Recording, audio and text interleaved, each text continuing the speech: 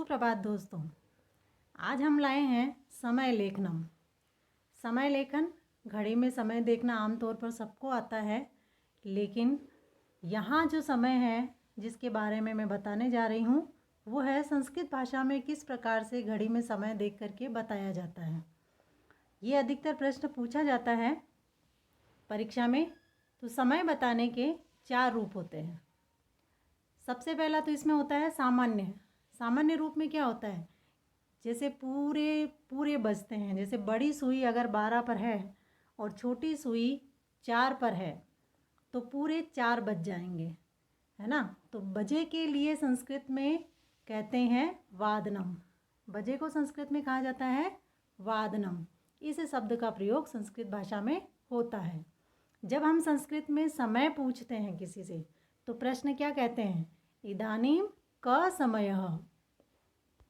जैसे देखो मैंने यहाँ पर घड़ी बनाई है, घड़ी में समय बताया जा रहा है 1 बजे। यहाँ पर छोटा सुई 1 पर और बड़ा सुई 12 पर, यानी कि पूरे 1 बजे हैं। तो 1 बजने को लिखते हैं एक वादनम। बोलने को भी बोला जाता है एक वादनम। यहाँ दूसरी घड़ी में देखिए 11 बज रहे हैं, बराबर छोटा सुई 11 पर और बड़ा 12 पर है, तो बराबर 11 बजे हैं। और पूरे समय को बताने के लिए 11 बजे को एकादश वादनम लिखा और बोला जाता है।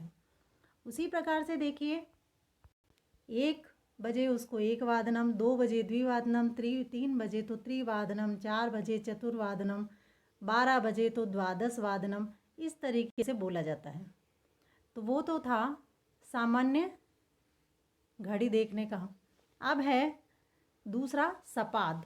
सपाद का अर्थ होता है संस्कृत में, सपाद कहते हैं किसको, जब हम बोलते हैं सवा बजे हैं, 1:15 बजे, 2:15 बजे, 3:15 बजे, तो उसे संस्कृत भाषा में कहा जाता है सपाद।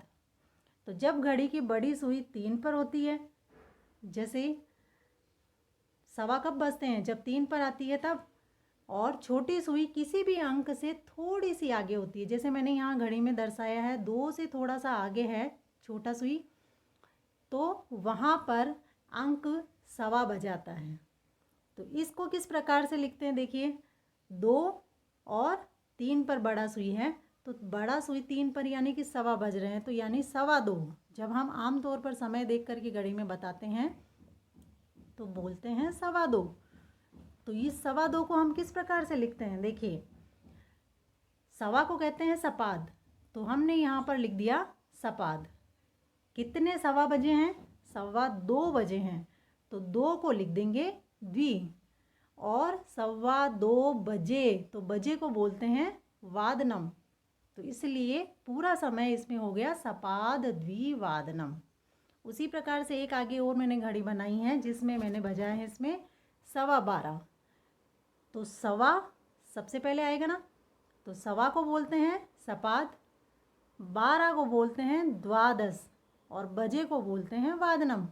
तो कितना सरल है लिखना, सपाद द्वादश वादनम, यानी 12:15 बजे हैं।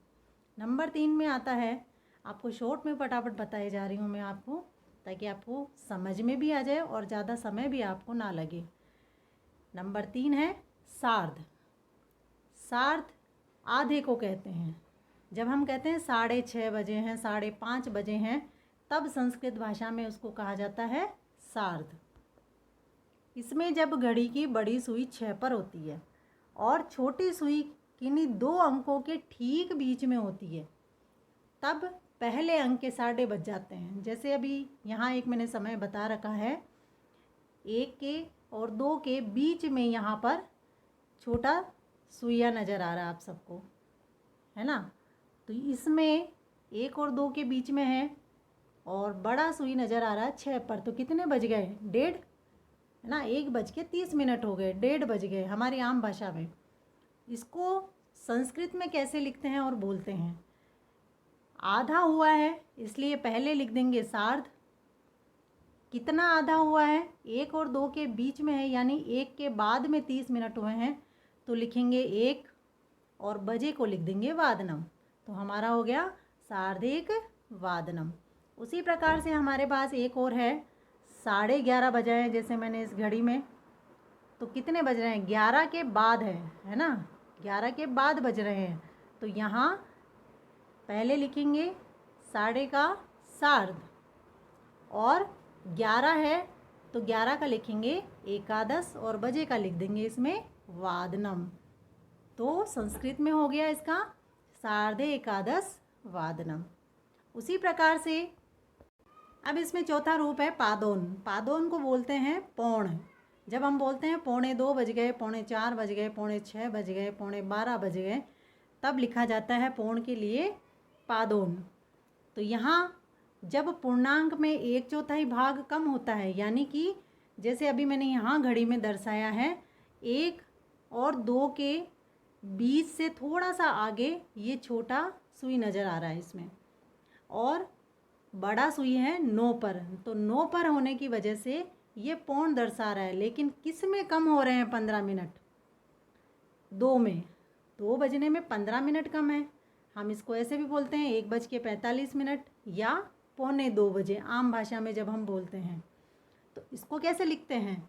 हम बोल रहे हैं 1:45 बजे हैं, तो पौने को कहते हैं हम पादोन, और 2 बजे हैं इसलिए द्वि, और बजे को कहते हैं वादनम। पादोन द्विवादनम। कितना सरल है ना लिखना। बस आपको इन 4 शब्दों को याद करना है। एक तो जो सामान्य समय होता है वो सपाद यानी सवा, सार्ध यानी आधा, और पादोन यानी पौण। इसके अलावा भी घड़ी में हम जब देखते हैं कि 12:05 हो गए, 12:03 हो गए, 4:02 हो गए, तो उनको किस प्रकार से लिखा जाता है? देखो, संस्कृत में मिनट को कहते हैं पल या कला। मिनट को क्या कहा जाता है? पल या कला। तो जैसे अगर हमें लिखना है यहाँ पर 8:10 हुए हैं, तो उसको कैसे लिखते हैं? तो सबसे पहले तो आएगा इसमें पूर्णांक समय से पहले मिनट की संख्या आएगी। पूर्णांक समय से पहले मिनट की संख्या आएगी, है ना। और उसके बाद में मिनट की संस्कृत आ जाएगी, और फिर उसके बाद में आ जाएगा उत्तर शब्द, तब जा कर के पूरा संस्कृत शब्द बनेगा। उदाहरण के लिए मैंने देखो घड़ी बनाई है यहाँ पर, और मैंने लिखा है 8:10। इस 8:10 को हम कैसे लिखते हैं? इसमें देखिए 8 बजे हैं और बड़ा सुइया 10 पर है, तो 10 मिनट हो गए हैं। तो इसमें पूर्णांक से पहले क्या लिखते हैं? मिनट की संख्या। तो मिनट की संख्या कितनी हो रही है? 10। मिनट की संख्या कितनी हो रही है? 10। 8:10 हो रहे हैं, तो 10 को हम पहले लिखेंगे 10। और मिनट को बोलते हैं पल या कला, तो हम लिखेंगे यहाँ पर पल। उसके बाद में लिखते हैं उत्तर, जो अभी हमने पढ़ा यहाँ पर लिखते हैं उत्तर। और जो समय हो रहा है 8 बज रहे हैं वो लिखते हैं अष्ट।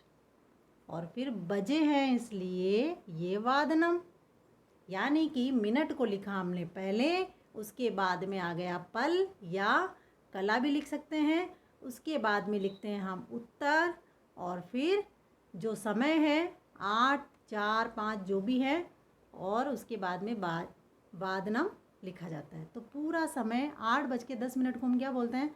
10 पल्लोत्राष्टवादनम।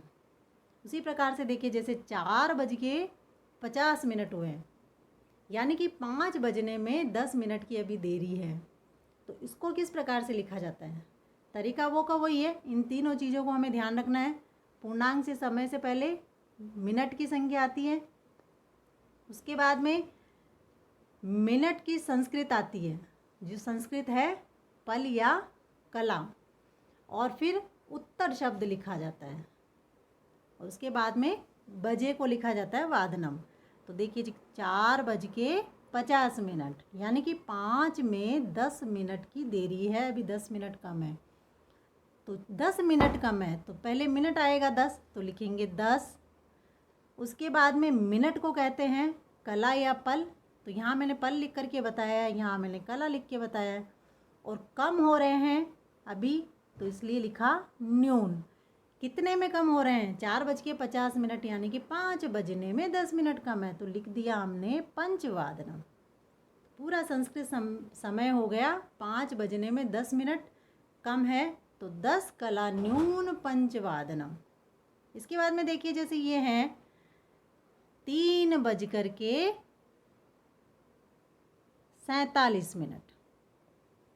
3:47। तो इसको हम कैसे लिखते हैं? 4 में 13 मिनट की देरी है, यानी कि 4 बजने में अभी 13 मिनट कम है। तो इसको कैसे लिखेंगे? पहले देरी कितने मिनट की है? 13 मिनट की, तो लिखेंगे त्रयोदश। और फिर उसके बाद में मिनट है तो लिखेंगे कला। कम है अभी 13 मिनट तो लिखेंगे न्यून। और फिर 4 को लिखते हैं चतुर और वादनम। हो गया समय, त्रयोदश कला न्यून चतुर्वादनम। तो आप इसको अगर अच्छे से समझ लोगे, याद कर लोगे, तो आपके परीक्षा में 2 नंबर पूरे पक्के हैं। अगर आपको हमारा वीडियो पसंद आता है, थोड़ा सा भी पसंद आया हो, तो इसे लाइक और शेयर करना ना भूलें। सब्सक्राइब ज़रूर करें और बेल आइकन दबाएं ताकि हमारे आने वाले वीडियो की नोटिफिकेशन आपको मिलती रहे। धन्यवाद।